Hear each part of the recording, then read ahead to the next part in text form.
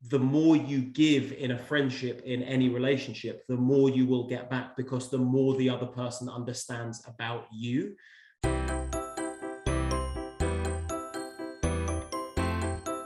Welcome to the Red Print, your wellness podcast. I'm Daanish.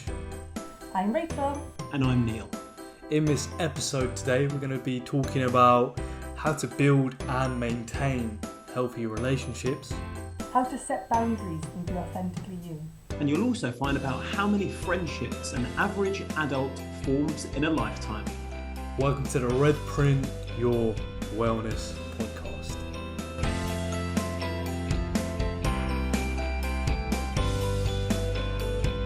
Well, when I started at uni, my first approach, because I was really anxious about it, but I just decided to develop a completely different persona, and I decided to pretend to be someone who wasn't scared. So I would just go up to everyone and anyone, like whenever we were like queuing for a lecture, basically generally queuing, I would just like start talking to people around me and ask them random questions, ask them things to get them talking. And what I found is, because I was, like I said, I was really scared to do this, but I found that as soon as I did it, people would be really relieved and they would just like start talking back to me. But the thing that I hadn't quite developed was the bravery in like shutting down friendships. Like, it sounded, Daanish, like you did a really good job of like breaking off a friendship, setting boundaries as well, saying like, oh, thank you for your time during this period of my life. Now moving on to something else. I wasn't great at doing that, so I kind of had these things that were probably should have just been acquaintances because we just didn't have that much in common. But we ended up sort of stuck together, and I had to figure out how to peel myself away from them when I eventually made new friends. I think that can be really tricky to do. I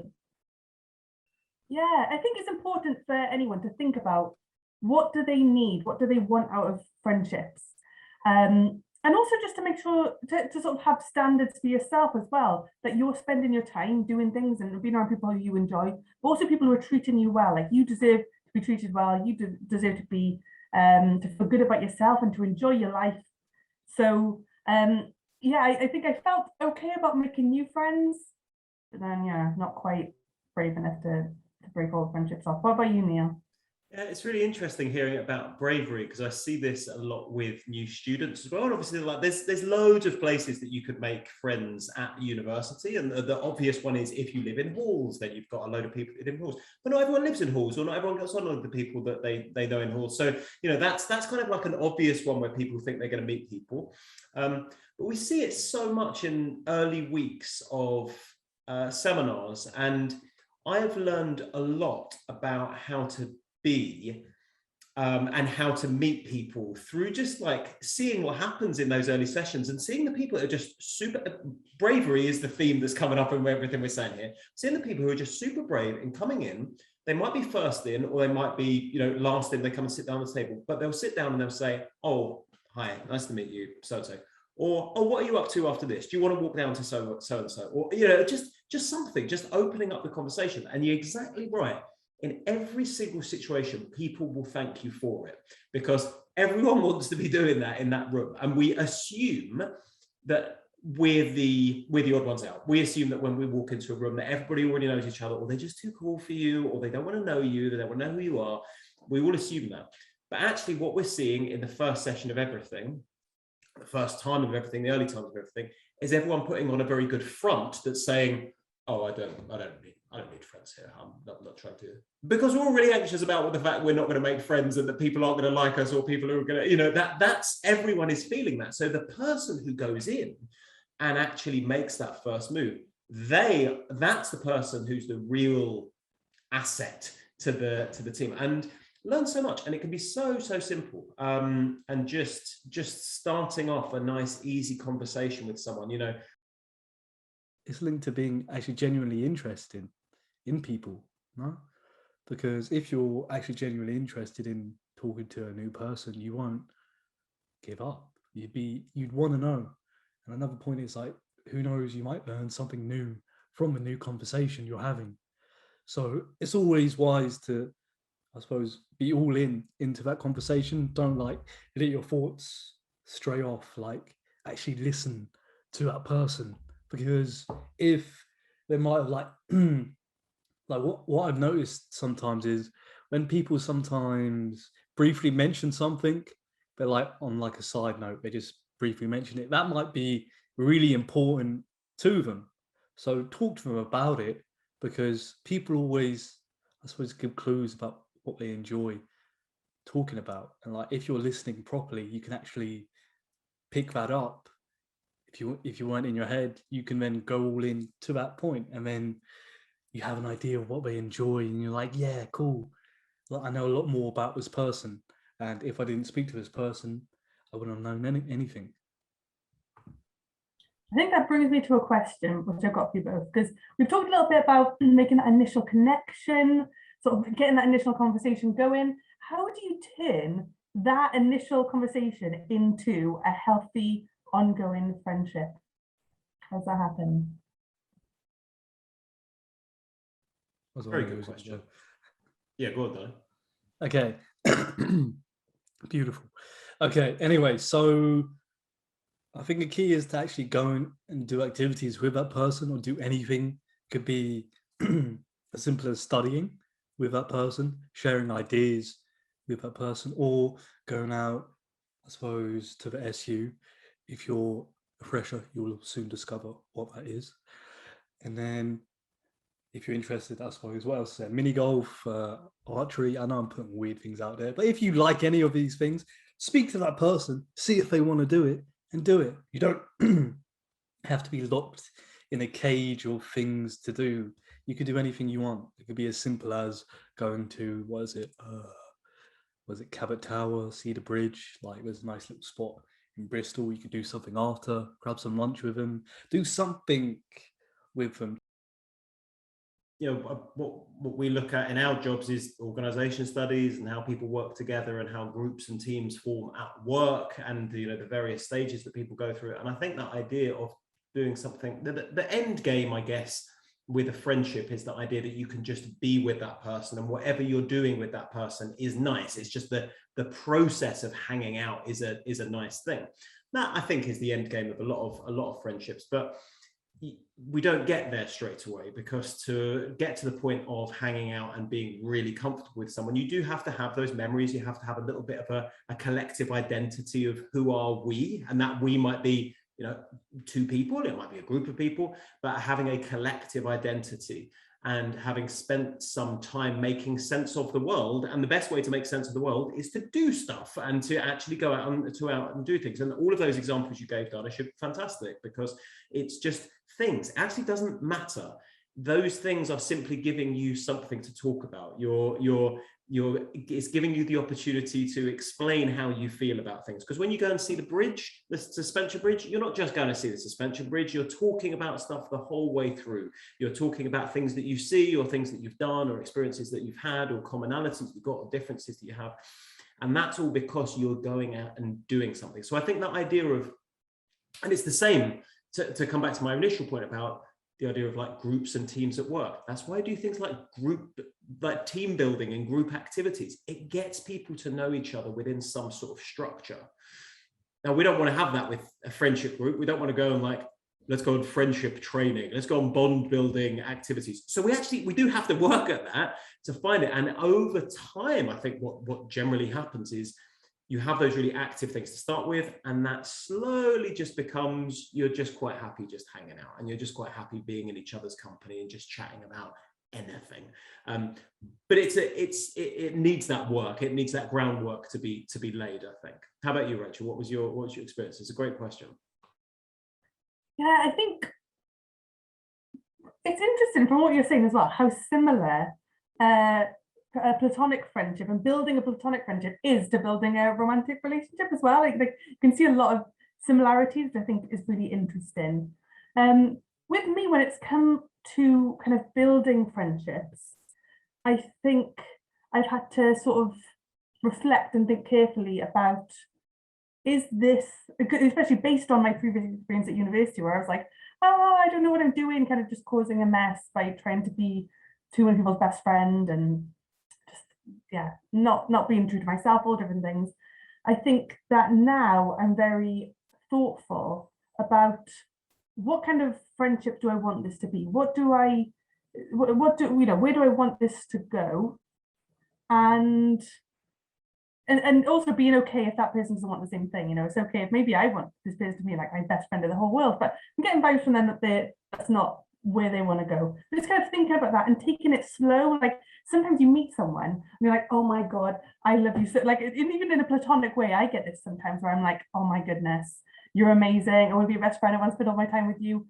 But I know I have to kind of relax, take a step back, follow their cues, be cool a little bit. When I first met Neil, we had a great conversation thinking, I want to talk to Neil every day. No, take it slow, take a moment, follow those social cues, because I think that you can also kind of kill a friendship by overwhelming them, being too much. So I think that's really important, is take your time, try and have, I know I did it wrong at the start, but try and invest in a few different friendships rather than putting all of your everything into one person.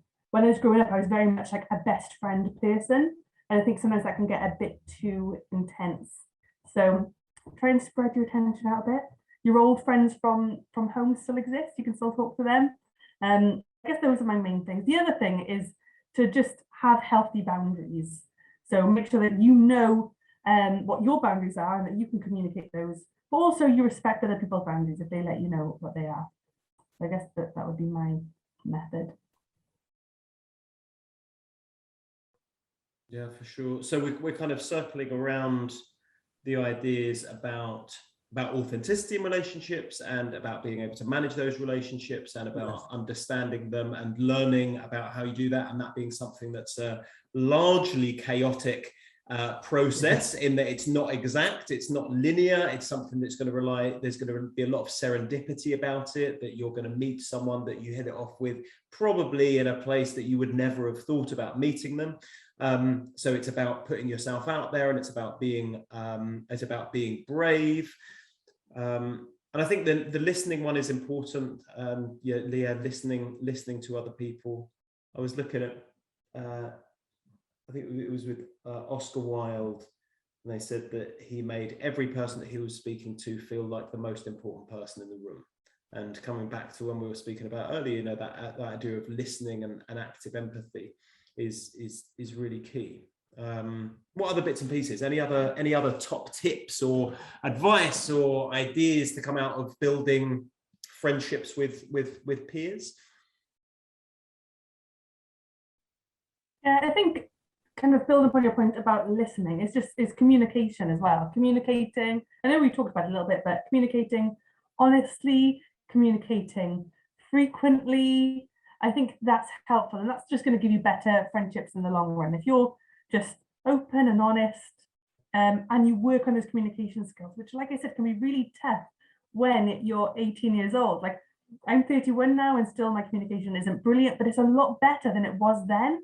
And yeah, just practice saying what you're really thinking and really feeling, if that's something that you struggle with. Because I used to worry about disappointing people, about, I don't know, just not being cool, which is embarrassing to say, but I used to worry about that.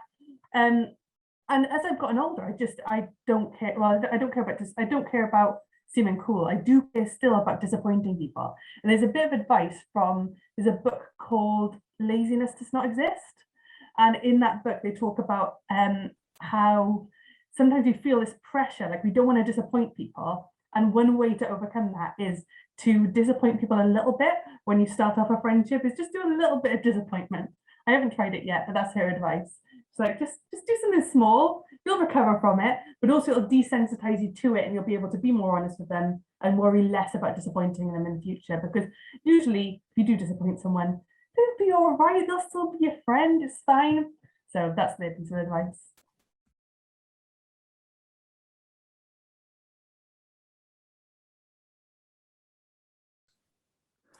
So we've spoken a lot so far about how to build relationships and maintain relationships with people that are our own age and people that we would know, and who might be in the seminar room with us, or who might be living with, or have similar interests to us. With people that are at university as well, of course, there's lots of other sorts of relationships that you're going to be managing and maintaining over the time. And that will be with various different services or different people that you might work with or managers. But most likely that's going to be with people who are in the classroom with you and tutors and teachers. And they are relationships that will need some sort of management as you start to develop in your university time. So it'll be interesting to explore our experiences on both sides of this as tutors, but as also students, and thinking, what does a productive relationship look like between tutor and student, and how do you go about building those sorts of relationships? So I think at the beginning, when you start university, you kind of realize straight away it's not like your experience in secondary school or anything like that. Because for me anyway, like when I'm actually speaking to a teacher, it doesn't seem like there's like a barrier in front of you.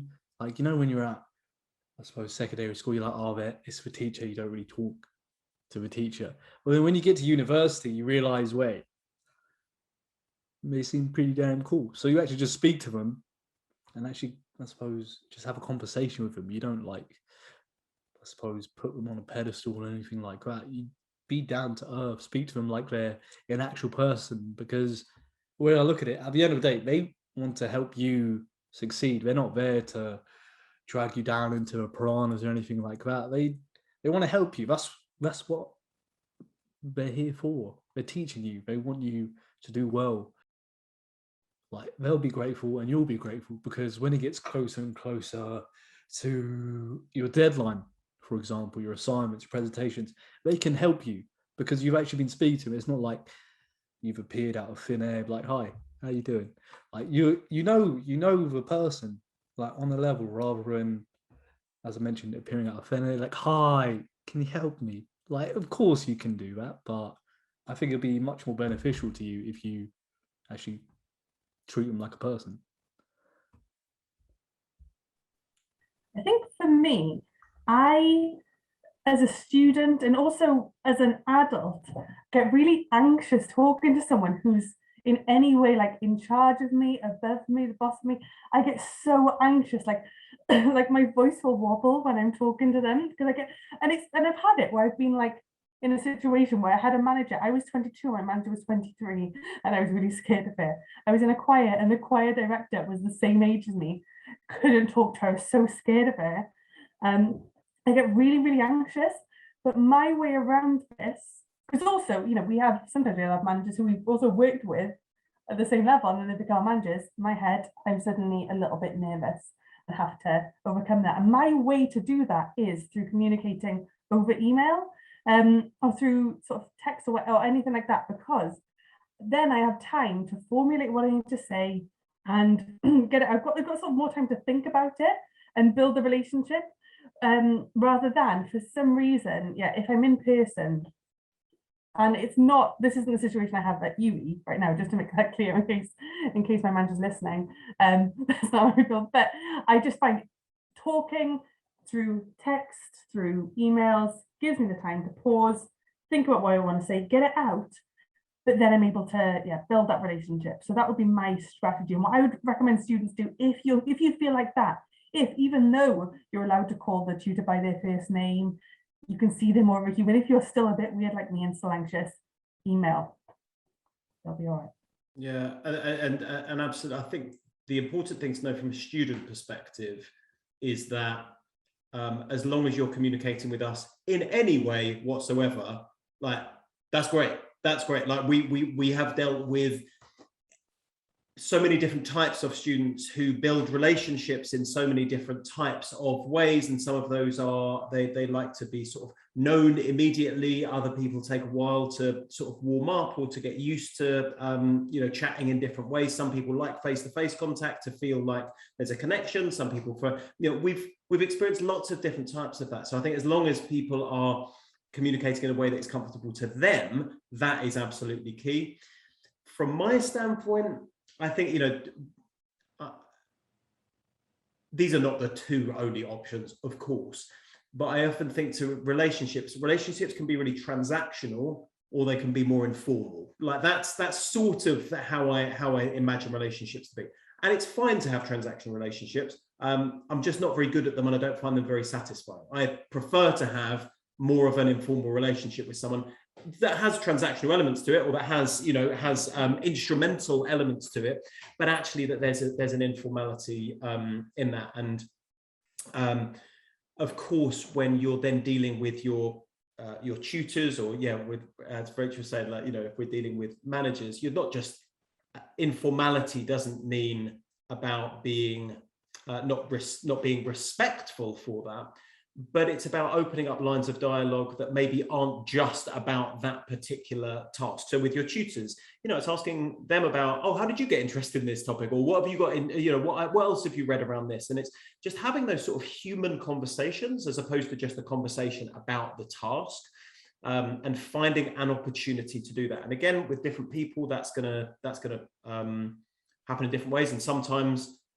it won't happen, and sometimes that's something that isn't either easy or appropriate to do in particular situations. But I think finding a way to develop more informal relationships where you're connecting on a more human level is just really satisfying in the learning environment. That's what creates good opportunities for learning. I think when we're kind of sitting around, we're not just communicating as tutor to student, but we're communicating as people. Yes, there's always going to be a power imbalance. Yes, there's always going to be a different sense of authority in the room. It's not about saying, oh, tutors and students just be, just great friends. And that's why I find it like informality is a word that I think summarizes that a little bit more.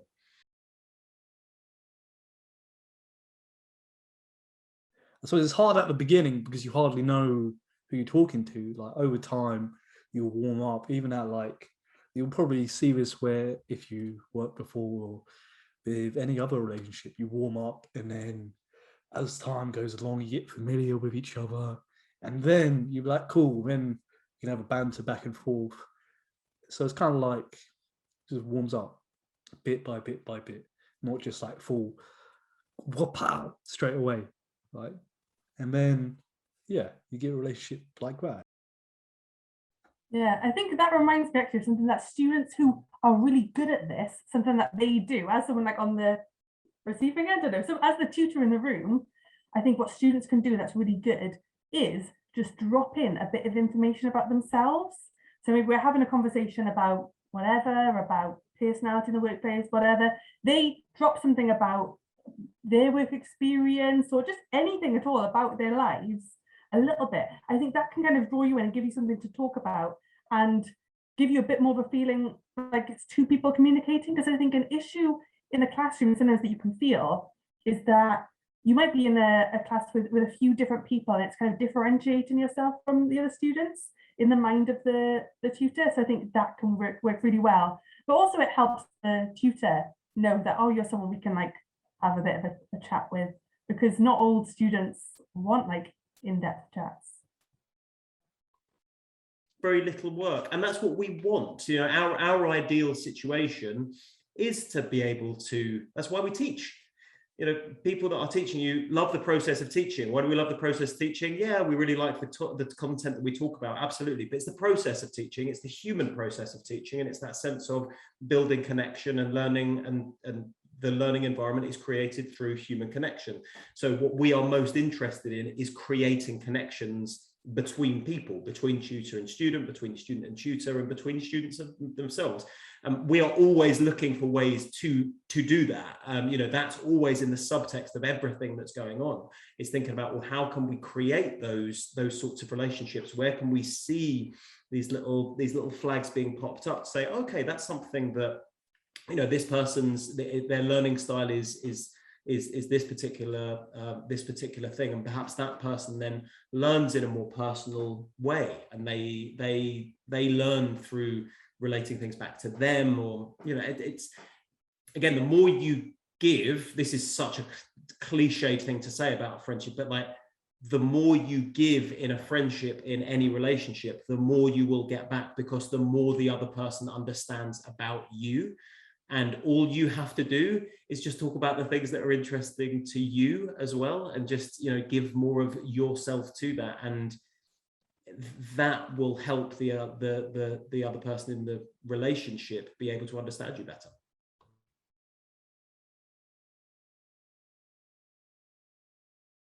All right, on to a quiz. Let's go. Okay. The last one, Rachel, you won. It was about starting university. Daanish, you came in with 5 points. Rachel came in with 7. Rachel, are you feeling like you're going to kind of keep your position on top, Rachel? I think it depends what the questions. This doesn't feel like a topic area where I've got a lot of knowledge, to be honest. Let me open up Google. Hold on. That's fine. Okay. Daanish, how are you feeling?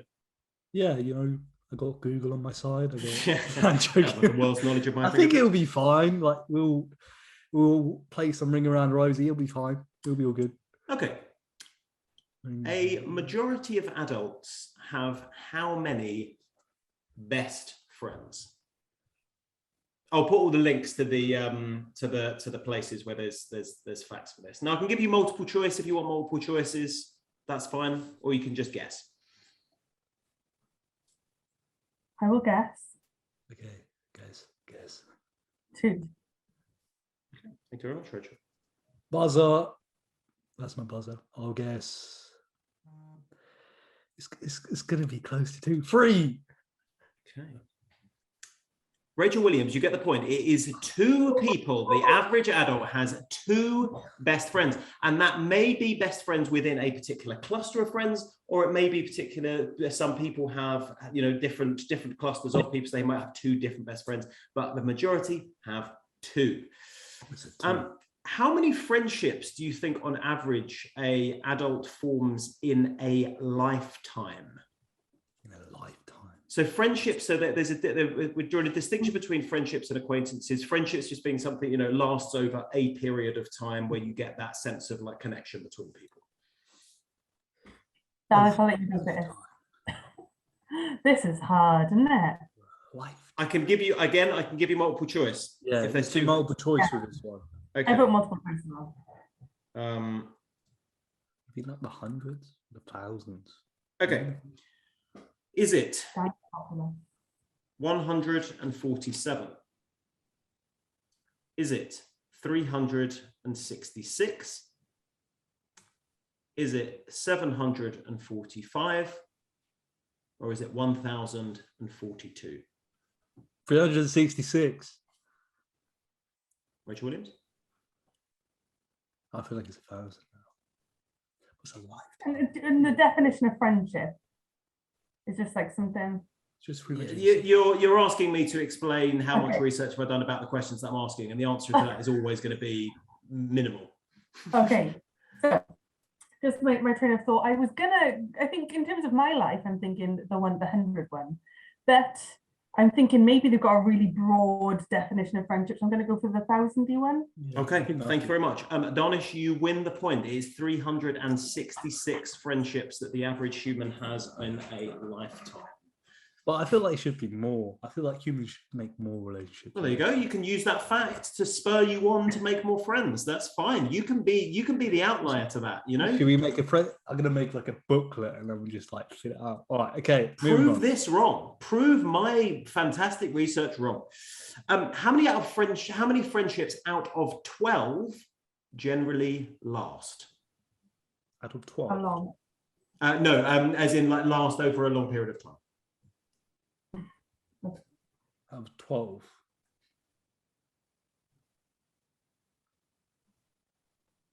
It's 360. How many people do? This feels really personal as well. To give an answer for, because I'm like, what do I think is normal? If you're in a classroom and you divide that by half, I'm gonna say 5. Oh, right, because that was going to be my answer too. Because you could do the same answer. Yeah, so I think I'm going to give 5 too. So my reason is just a maths reason where I'm just like, okay, if it's 2, why would you say 1 out of 6? Or if it's like 6, why would you say like? Yeah. So I'm just thinking 5 because it doesn't divide well.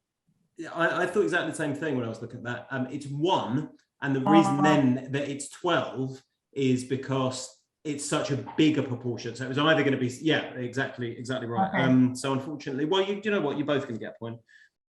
Okay. The next question is, according to Dr. Charity Friesen, what is the key to maintaining friendship? And I'll give you a hint. It's about knowing something about a person. It's about knowing something.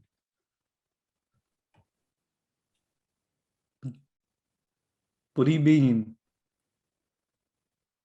So, for example, you could say, oh, a key to maintaining friendship is knowing what their favorite color is. Or a key to maintaining friendship is knowing what their birthday is. Okay, your answer is birthday. Great. No, I shouldn't. I don't think I should. Daanish has put his answer is birthday. Yeah, Rachel. Okay. Mine is communication style. Okay, I think Rachel's going to get the point for that. Surprisingly, it wasn't knowing what their birthday was. It's knowing what irritates them. So I think you can get. I think actually you're going to get half a point for that. It's knowing what irritates them, and then the reason I think you get a half point for that is because that allows you to change your communication style depending on what they like and what they don't like. But it's knowing what they don't like rather than what they do like, which is it's another interesting way of kind of like thinking about when you're meeting people, that's also what you're kind of finding out. It's not just like, oh, here's the things that we like together. That's better than when their birthday is. I agree. Yeah, but it's also important to know when the birthday is as well. That, you know, getting a birthday card from someone is a really lovely thing. So, you know, well done. Yeah. All right. At what age can humans recognize that others have similar interests to them? Now, I'll give you I'd like the answer in months, and that should give you a clue as to it's not a big number.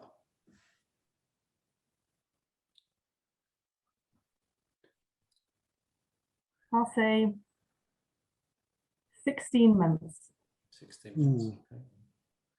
So this is they're playing together, and they can recognize that child over there is playing with a blue cube, and I like to play with a blue cube. I feel like it is around 16. I'm going to go for 18.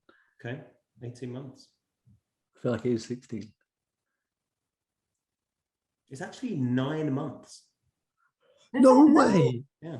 Wow. 9 months. I heard a podcast about this where they said this, but I couldn't remember what it said. Yeah. Because they said that, like, if you're with like a baby, you can eat something they dislike and go, yummy, and then they'll give it to you, and they'll think, oh, you like that, I don't like it, but you like it, and they can understand you have different interests than them. That sounds really interesting. There you go. I'll put the link up. That was from the Journal of Experimental Psychology. Now, that was not guesswork, that one. You know, if there's a journal that sounds authoritative, it's that one.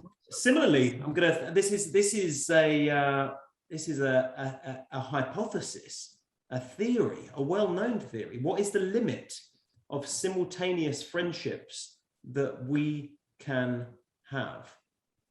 Absolute top whack limit. I've got an answer. Yeah, and this is called Dunbar's number, incidentally. Rachel Williams. Oh, is it? Hang on, I'm trying to remember. Is it? I feel like I've heard this before. Do like 100, like. You're in. What I was going to say is it's higher than you'd think. You know, because we've spoken now about like, oh, how many friends can we have? How many best friends can we have? 2. You know, it is nowhere near in those realms. We're talking bigger numbers here. I'm going to say 120. Okay, 120. Great, thank you, Daanish. 230. Okay, Rachel does get it. It's 150 simultaneous friendships. Simultaneous. That's actually. And that was extrapolated originally from a 1993 case study about primates. Is that number, or is our ability to hold simultaneous friendships increasing or decreasing in recent years? I feel like decreasing because of social media.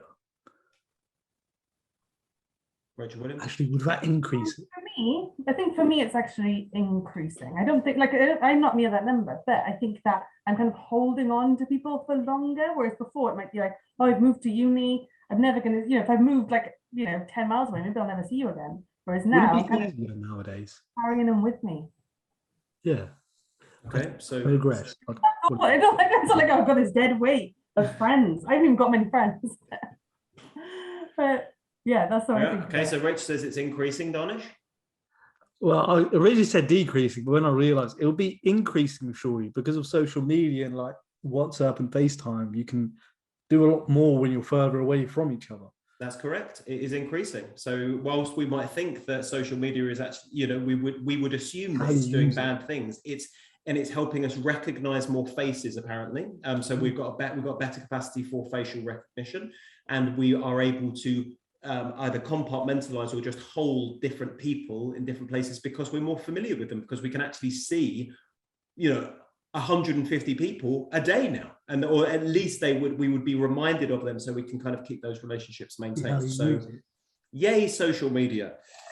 Okay, and finally, this is about friendships within the workplace. If you've got a friend in the workplace, how much does your productivity increase by? How many times does it increase by? Is it 3 times? Is it 4 times? 6 times, or 7 times? It increases. Interesting. You've got a friend, you've got a good friend at work. How much more productive are you? I'd say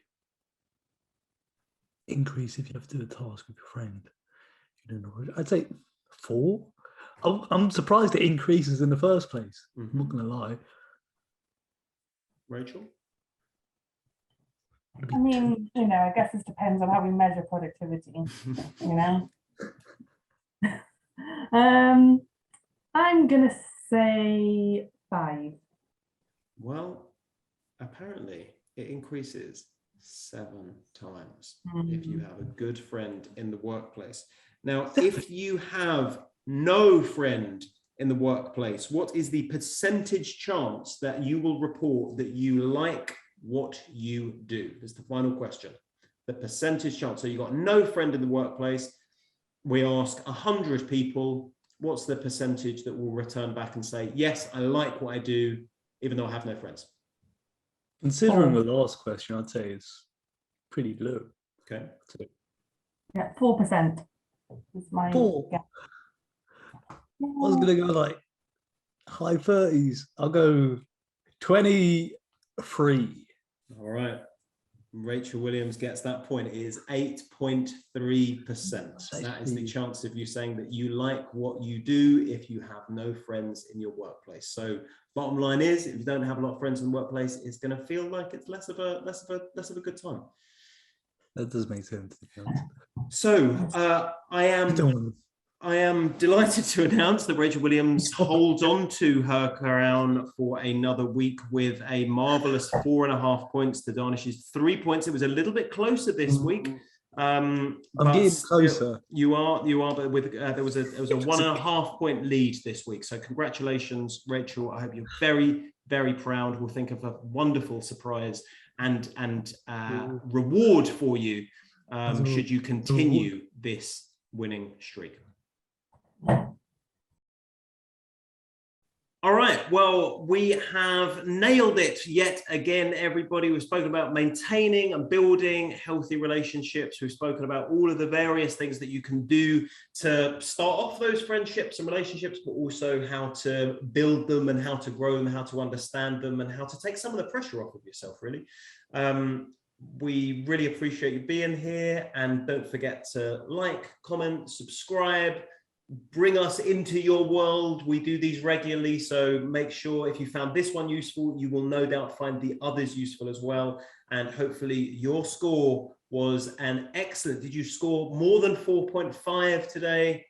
If so, then let us know. It's been lovely to see you for another week. Guys, have a great week. See you soon. Bye. Hasta luego.